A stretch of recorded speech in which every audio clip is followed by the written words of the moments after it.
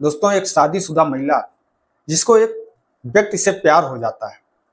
और फिर वो जब एक दिन अपने उसी प्रेमी के साथ में संबंध बना रही होती है, आपत्तिजनक हालत में होती है, तभी उसी वक्त जो उसकी एक बेटी होती है, वो बेटी भी मौके पर आ जाती है और वो करीब आधा घंटा से खड़े होकर के चुपचाप अपनी माँ को उस व्यक्ति के साथ संबंध बनाते हुए देखती रहती है। अब जैसे ही वो दोनों संबंध बना करके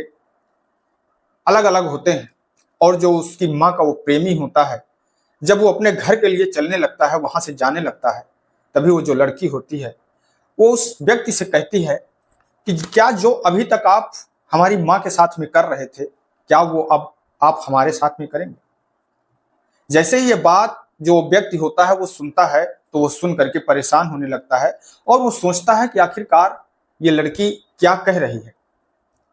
तभी वो जो लड़की होती है वो अपनी माँ से कहती है कि माँ, एक बार इनसे कहो ना कि ये जो अभी तक आपके साथ में कर रहे थे वो हमारे साथ में भी करें, और हम भी इनके साथ में वही करना चाहते हैं जो आप इनके साथ में कर रही थी। जो होती है अपनी बेटी की बात को सुन करके वो अचंभित नहीं होती है, वो परेशान नहीं होती है, बल्कि वो उस लड़के से कहती है कि जो ये कह रही है आपको इसके साथ में भी करना पड़ेगा। अगर आप आगे की सलामती चाहते हैं, आगे की जिंदगी चाहते हैं, तो ये हमारी बेटी जिस तरीके से आपके साथ में कह रही है उस तरीके से आपको इसके साथ में करना पड़ेगा और आपको इसको खुश करना पड़ेगा। आखिरकार दोस्तों, वो माँ ऐसा क्यों करती है और वो बेटी इस तरीके क्यों करती है, ये सब जानेंगे इस कहानी में।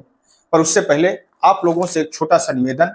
कि अगर अभी तक आप लोगों ने मेरे इस चैनल को सब्सक्राइब नहीं किया है तो मेरे इस चैनल को सब्सक्राइब कर बेल आइकन को जरूर दबाएं,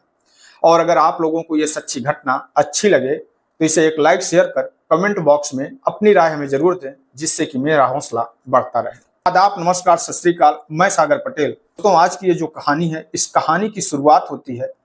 बिहार का एक जिला पड़ता है भागलपुर के अंतर्गत एक थाना पड़ता है सनहोला।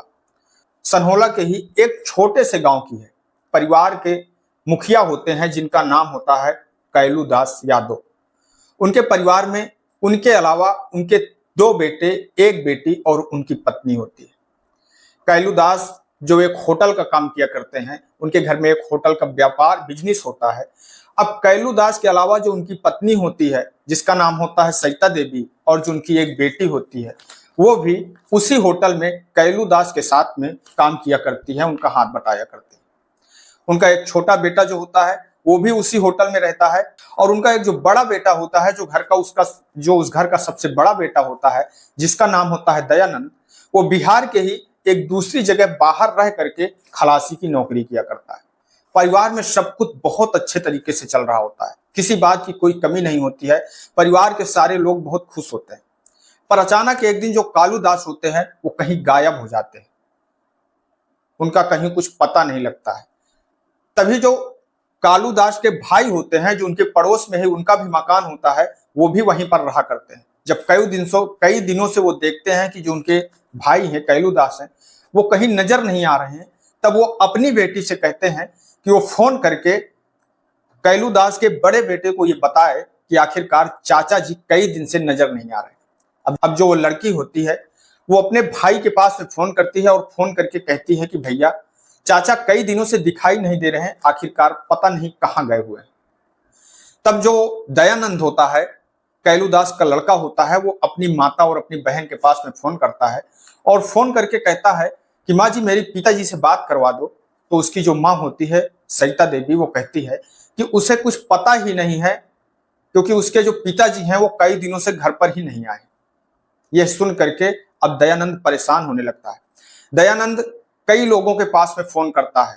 जो उसके पिता के ज्यादा पास में बैठते थे, जो उसके पिता के घनिष्ठ मित्र होते हैं, उन लोगों के पास में वो कई बार फोन करता है और उनसे पता करने की कोशिश करता है कि आखिरकार उसके पिताजी कहां पर हैं, क्या किसी को ये बात मालूम।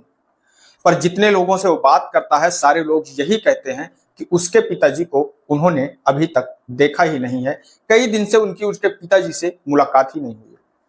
अब यह सुन करके दयानंद परेशान होने लगता है।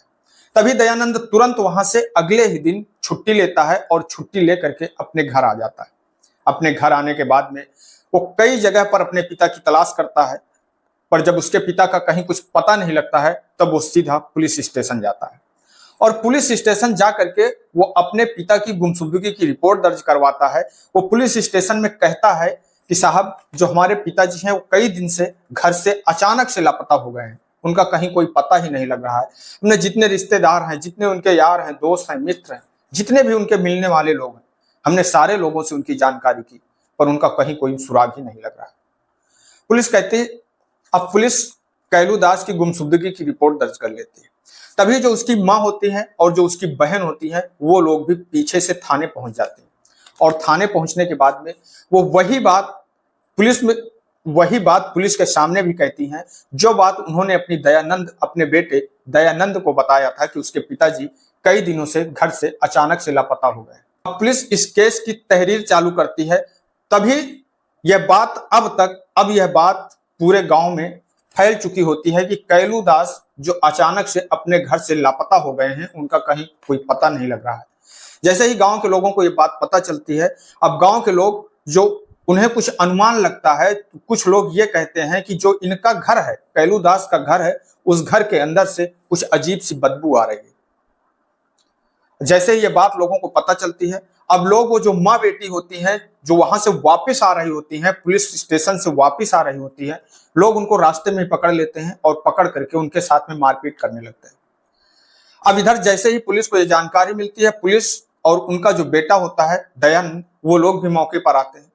अब वो लोग आकर के ये पता करने की कोशिश करते हैं कि आखिरकार इस घर के अंदर ये दुर्गंध आ कहां से रही है। तभी जैसे ही ये सारे लोग परेशान होते हैं और उसके बाद में वहां एक स्पेशल टीम बुलाई जाती है, डॉग स्क्वाड को बुलाया जाता है। जब ऐसी सारी चीजें वहां पर उपलब्ध होती हैं तो पता लगता है कि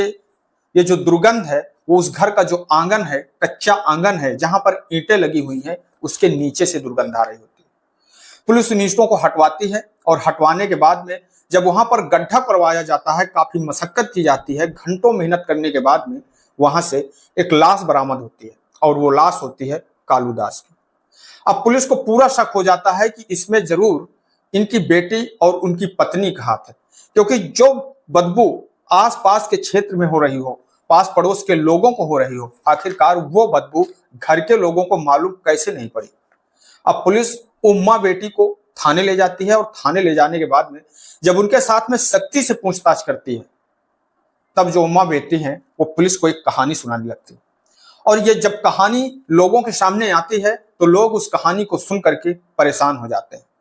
दरअसल दोस्तों, जो उसकी माँ होती है सरिता देवी, वो पुलिस को बताती है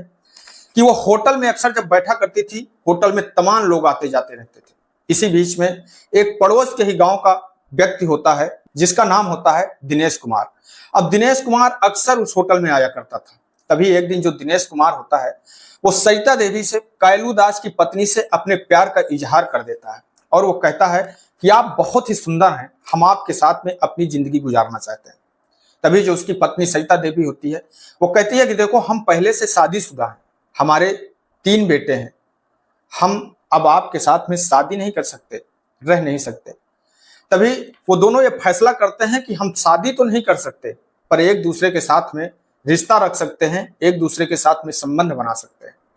और इस तरीके से उन दोनों के बीच में दोस्ती हो जाती है और फिर वो दोनों एक दूसरे के साथ में रिलेशनशिप में रहने लगते हैं। सिलसिला चलता रहता है, पर एक दिन जब वो अपने प्रेमी के साथ, दिनेश कुमार के साथ में संबंध बना रही होती है, तभी उसी समय जो उसकी बेटी होती है वो अचानक घर पर आ जाती है। और जैसे ही वो घर पर अचानक पहुंचती है, वो अपनी माँ को उस हालत में देख करके वो आवाज नहीं करती, बल्कि चुपचाप खड़े होकर के वो उस नजारे को देखती रहती है। और जैसे ही वो दोनों लोग फ्री होते हैं, फ्री होने के बाद में जब उसका प्रेमी वहां से चलने के लिए तैयार होता है, तभी वो लड़की कहती है कि माँ, इससे बोलो ना कि हम भी इसके साथ में वही करना चाहते हैं जो कि आप अभी तक आप इसके साथ में कर रहे थे। ये बात सुन करके जो उसका प्रेमी होता है वो भी परेशान होता है और वो कहता है कि ये सही नहीं है, ये गलत है। तब जो वो लड़की होती है वो कहती है कि अगर आपने हमारे साथ में ऐसा नहीं किया तो मैं ये बात अपने पिता को बताऊंगी और अपने बड़े भाई को भी बताऊंगी।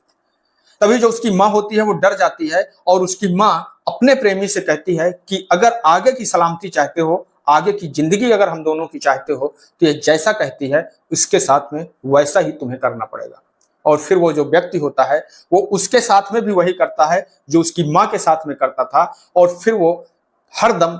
और फिर यह सिलसिला चल देता है और फिर अक्सर वो दोनों के साथ में बारी बारी से रिलेशन बनाता है, संबंध बनाता है। एक दिन जो कालू दास होता है वो अचानक अपनी पत्नी को उस व्यक्ति के साथ में संबंध बनाते हुए देखता है, तो देख करके वो परेशान होता है और उसके बाद वो अपनी पत्नी को बहुत समझाने की कोशिश करता है। अपनी पत्नी से कहता है कि ये जो तुम कर रही हो ये सही नहीं है, ये गलत है। हमारे बच्चे इतने बड़े बड़े हैं और वो अपने और उसके रिश्ते की दुहाई देता है, उसे समझाने की कोशिश करता है, पर जो उसकी पत्नी सरिता होती है वो ये बात मानने को तैयार नहीं होती है और वो बराबर अपने प्रेमी के साथ में संबंध बनाती रहती है, रिलेशन में बनी रहती है। कालू दास ये सब जानते हुए भी चुपचाप रहता है क्योंकि वो मजबूर था, पर हद तो तब हो जाती है जब एक दिन कालू दास उसी व्यक्ति को अपनी बेटी के साथ में संबंध बनाते हुए देखता है, तो परेशान हो जाता है और वो अपनी बेटी से और अपनी पत्नी से इस बात का विरोध करता है। और इस बात को लेकर के जब उनके घर पर झगड़े होते हैं, तब एक दिन गुस्से में आकर के जो उसकी पत्नी और बेटी होती है वो कालू दास के पकड़ करके, और जो उसका प्रेमी दिनेश कुमार होता है वो उसकी गर्दन दबा करके हत्या कर देते हैं। हत्या करने के बाद में वो लोग सोचते हैं कि आखिरकार उसकी लाश को ठिकाने कैसे लगाया जाए, कहां पर लगाया जाए। इस वजह से अब वो ये फैसला करते हैं कि उनके घर का जो आंगन कच्चा होता है उस आंगन को खोद करके उसमें गड्ढा बना करके वो उस कालू दास की लाश को दफना देते हैं और अगले दिन जा करके वो भट्ठे से नया ईंट लाते हैं और ला करके वहां पर नया ईंट लगा देते हैं। पर शायद उन्हें यह नहीं पता होता है कि जो ये बदबू है वो यहाँ से आने लगेगी। जैसे ही बदबू आना चालू होती है, अब वो लोग भी परेशान होती हैं, पर क्योंकि अब उस लाश को वो दोबारा निकाल नहीं सकती थी, क्योंकि अगर वो दोबारा निकालती तो यह बात तुरंत पूरे गांव वालों को मालूम पड़ सकती थी और वो लोग फंस सकती थी। यह सोच करके वो वहां पर अनजान से अनजान बनी होती है। दोस्तों, जैसे ही पुलिस वाले उन्मा बेटी की मुंह से इन बातों को सुनते हैं, इस कहानी को सुनते हैं, सुनने के बाद में उन्मा बेटी को गिरफ्तार किया जाता है और जो उसका प्रेमी होता है वो उसकी तलाश जारी कर दी जाती है, क्योंकि वो फरार हो चुका होता है, उसकी तलाश जारी कर दी जाती है। दोस्तों, इस कहानी को सुनाने का उद्देश्य किसी को ठेस पहुंचाना नहीं है, किसी को दुख पहुंचाना नहीं है, बल्कि आप लोगों को सजग करना है, सतर्क करना है। मैं आपका दोस्त सागर पटेल इन्हीं शब्दों के साथ में आपसे विदा लेते हैं। कल फिर मिलेंगे किसी एक नई कहानी के साथ में, किसी एक नई सच्ची घटना के साथ में। तब तक के लिए नमस्कार, जय हिंद, जय भारत।